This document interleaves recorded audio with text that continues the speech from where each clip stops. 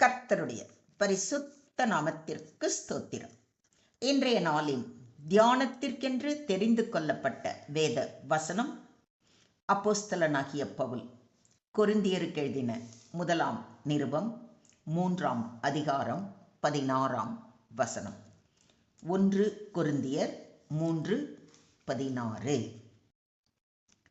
நீங்கள் தேவனுடைய ஆலயமாய் இருக்கிறீர்கள் என்றும் தேவனுடைய ஆவி உங்களில் வாசமாய் இருக்கிறார் என்றும் அறியாதிருக்கிறீர்களா? Do you not know that you are God's temple and that God's Spirit dwells in you? நீங்கள் கடவுளுடைய கோவில் என்றும் கடவுளின் ஆவியார் உங்களில் குடியிருக்கிறார் என்றும் உங்களுக்கு தெரியாதா? ஆமென். இன்றைய தியான வசனம் விசுவாசிகளின் அடையாளத்தையும் பொறுப்பையும் தெளிவாக காட்டும் வசனம். இது குறித்து சற்று ஆழமாக தியானிப்போம். இன்றைய தியான வசனத்தில் அப்போஸ்தலனாகிய பவுல் கொரிந்தியர் விசுவாசிகளுக்கு சொல்லும் முக்கிய செய்தி, இனி தேவனுடைய ஆலயம் ஒரு கட்டிடம் அல்ல, நாமே தேவனுடைய ஆலயம். பரிசுத்த ஆவியானவர் நம்முள் வாசம் செய்கிறார் என்று. யூதர்களுக்கு ஆலயம் என்பது தீர்க்கதரிசியானதும் புனிதமான இடமுமாக இருந்தது. ஆனால் கிறிஸ்துவின் மரணமும் உயிர்த்தெழுதலுக்கு பின்னும் தேவன் மனிதர்களின் இதயத்தில் வாசம் செய்கிறார். இதனால் ஒரு விசுவாசியின் உடலும் வாழ்க்கையும் புனிதமானதாக இருக்க வேண்டும் என்று இன்றைய தியான வசனம் நமக்கு மிக தெளிவாக போதிக்கிறது. நாளைய தினத்தில் கிறிஸ்துவின் பிறப்பின் பண்டிகையை கொண்டாடும் நாள். நம் வீட்டை வண்ண விளக்குகளால் அலங்காரம் செய்திருப்போம். ஒரு மாதத்திற்கு முன்னதாகவே வீட்டை பரிசுத்தப்படுத்தி வெள்ளை அடித்து பெயிண்ட் பூசி என்று எவ்வளவுக்கு எவ்வளவு அலங்காரம் பண்ண முடியுமோ அவ்வளவுக்கு அவ்வளவு அலங்காரம் பண்ணியிருப்போம். ஆனால் இந்த வீட்டில் அல்ல, உங்கள் உள்ளத்தில், உள்ளமாகிய ஆலயத்தில் வந்து பிறந்து வாசம் செய்யவே தேவன் விரும்புகிறார். அவர் வந்து வாசம் பண்ண நம் இருதயத்தை பரிசுத்தப்படுத்தி ஆவியின் கனிகளால் அலங்கரித்து அவரை ஏற்றுக்கொள்ள தயாராக இருக்கிறோமா? சிந்தித்து பாருங்கள். அழகிய உடை அணிந்து அலங்காரத்துடன் ஆலயத்துக்கு சென்று ஆராதனையில் கலந்து கொள்வதை விட பரிசுத்த உள்ளத்தோடு அவர் வந்து வாசம் பண்ண அவரை வரவேற்பதல்லவா முக்கியம். ஆலயம் என்றால் தேவன் வாசம் செய்யும் இடம், பரிசுத்தமான இடம், மரியாதை மற்றும் சுத்தத்தன்மை காக்க வேண்டிய இடம். அப்படியானால் நாம் தேவனுடைய ஆலயம் என்றால் நம் வாழ்க்கை எப்படி இருக்க வேண்டும்? பரிசுத்தமாக, அன்போடு, நீதியோடு, சுத்தமான எண்ணத்தோடு தேவனை மகிமைப்படுத்தும் வாழ்க்கையாக இருக்க வேண்டாமா? யோசிச்சு பாருங்க. நாம் பேசும் வார்த்தை, நாம் பார்க்கும் காரியம், நாம் செல்கின்ற வழி, நாம் பழகும் நபர்கள் எல்லாமே தேவனை மகிமைப்படுத்த வேண்டியவை. இவைகளில் நாம் கவனம் செலுத்துகிறோமா? இதையும் யோசிங்க. ஒருவன் தேவனுடைய ஆலயத்தை கெடுத்தால் அவனை தேவன் கெடுப்பார். தேவனுடைய ஆலயம் பரிசுத்தமாய் இருக்கிறது, நீங்களே அந்த ஆலயம் என்று மிக தெளிவாக எச்சரிப்பதை 17ஆம் வசனத்தில் வாசிக்கிறோம். அவருடைய ஆலயமாகிய நம் சரீரத்தை பாவத்தால் அழிக்கக்கூடாது, மற்றவர்களின் விசுவாசத்தையும் குலைக்க கூடாது. தேவனுடைய ஆலயமாகிய சபையை பிளவுபடுத்தக்கூடாது என்று மிக தெளிவாக எச்சரிப்பதை கவனியுங்கள். நாம் ஆலயமாக இருப்பதால் நம் வாழ்க்கையை அலட்சியமாக வாழக்கூடாது. அதை பாதுகாக்க வேண்டிய பொறுப்பு நமக்கு உண்டு. தேவனுடைய ஆலயத்துக்கும் விக்கிரகங்களுக்கும் சம்பந்தம் ஏது? நான் அவர்களுக்குள்ளே வாசம் பண்ணி அவர்களுக்குள்ளே உலாவி அவர்கள் தேவனாய் இருப்பேன், அவர்கள் என் ஜனங்களாய் இருப்பார்கள் என்று தேவன் சொன்னபடி நீங்கள் ஜீவனுள்ள தேவனுடைய ஆலயமாய் இருக்கிறீர்கள் என்று பவுலடிகளார் கூறுவதை 2 கொரிந்தியர் 6:16 வாசிக்கிறோம். அப்போஸ்தலர் தீர்க்கதரிசிகள் என்பவர்களுடைய அஸ்திபாரத்தின் மேல் கட்டப்பட்டவர்களுமாய் இருக்கிறீர்கள்.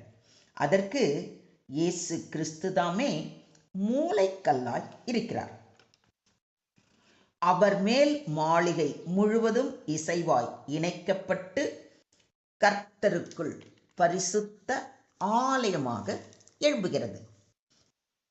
அவர் மேல் நீங்களும் ஆவியினாலே தேவனுடைய வாசஸ்தலமாக கூட்டி கட்டப்பட்டு வருகிறீர்கள் என்று மிக தெளிவாக கூறுவதை கலாத்தியர் 2ஆம் அதிகாரத்தில் வாசிக்கிறோம். ஒருவன் என்னில் அன்பாயிருந்தால் அவன் என் வசனத்தை கைக்கொள்ளுவான், அவனில் என் பிதா அன்பாய் இருப்பார். நாங்கள் அவனிடத்தில் வந்து அவனோடே வாசம் பண்ணுவோம் என்று இயேசு கிறிஸ்து உறுதி அளித்திருப்பதை யோவான் 14:23 வாசிக்கிறோம். நாம் தேவனிடத்தில் அன்பு கூர்ந்து அவரது வார்த்தைகளுக்கு கீழ்ப்படிந்து பரிசுத்தமாக வாழும் பொழுது இயேசுவும் பிதாவும் இணைந்து வந்து நம் உள்ளமாகிய ஆலயத்தில் வாசம் பண்ணுவார் என்பது உறுதி. அன்றியும் இயேசுவை மரித்தோரிலிருந்து எழுப்பினவருடைய ஆவி உங்களில் வாசமாயிருந்தால் கிறிஸ்துவை மரித்தோரிலிருந்து எழுப்பினவர் உங்களில் வாசமாயிருக்கிற தம்முடைய ஆவியினாலே சாவுக்கேதுவான உங்கள் சரீரங்களையும் உயிர்ப்பிப்பார் என்று பவுலடிகளார் கூறுவதை ரோமர் 8:11 வாசிக்கிறோம்.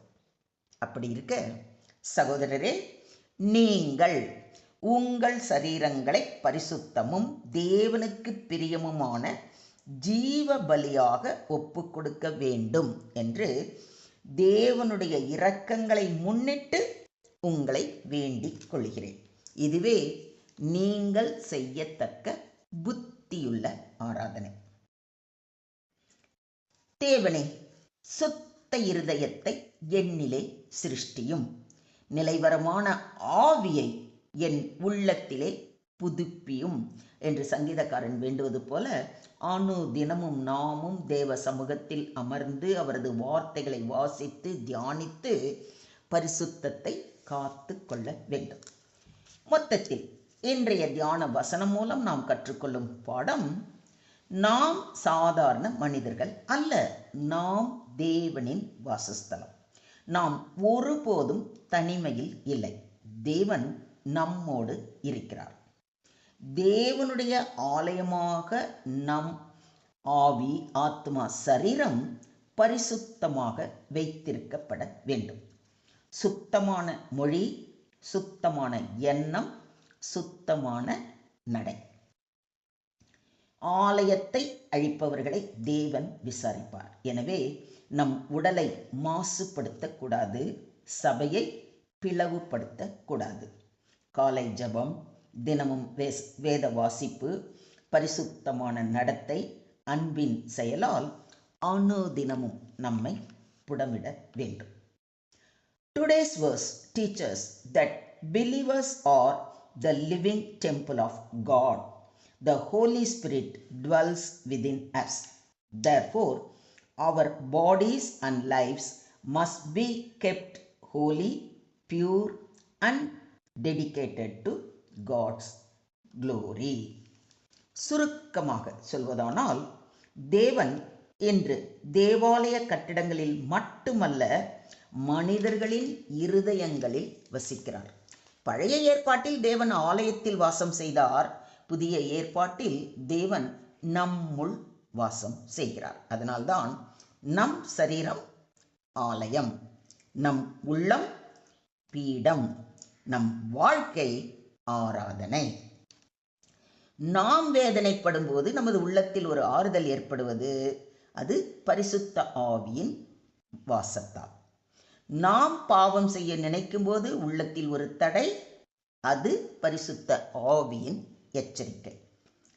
இன்று நீங்களே உங்களுக்குள் தீர்மானிக்க வேண்டியது என்ன தெரியுமா? நான் தேவனுக்கு சொந்தமானவள். என் உடல், என் மனம், என் ஆவி தேவனுக்கு உரியது. பாவத்திற்கு நான் இடம் கொடுக்க கூடாது. பரிசுத்த ஆவியானவரை துக்கப்படுத்தக் கூடாது. என் வாழ்க்கை தேவனுடைய மகிமைக்காக இருக்க வேண்டும். ஒவ்வொரு நாளும் நம்மை நாமே கேட்க வேண்டிய முக்கியமான கேள்வி என்ன தெரியுமா? இன்று நான் தேவனுடைய ஆலயமாக இருக்கிறேனா? இதே சிந்தனையுடன் தேவனின் பாதம் பணிவோமா? ஸ்தோத்திரம் ஆண்டவரே, ஸ்தோத்திரம் கர்த்தாவே, ஸ்தோத்திரம் ஸ்தோத்திரம் ஸ்தோத்திரம்.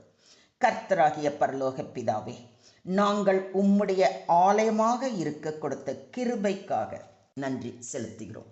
உம்முடைய பரிசுத்த ஆவி எங்களுக்குள் வாசம் செய்யும் பொழுது எங்கள் வாழ்க்கையை பரிசுத்தமாக காத்துக்கொள்ள உதவி செய்ய வேண்டுகிறோம். எங்களுடைய எண்ணங்கள், பேசும் வார்த்தைகள், செயல்கள் அனைத்தும் உம்முடைய சந்நிதியில் பரிசுத்தமாய் இருக்கட்டும். இந்த உலகத்தில் உம்முடைய ஆலயமாக நாங்கள் பிரகாசிக்க கிருபை தாரும்.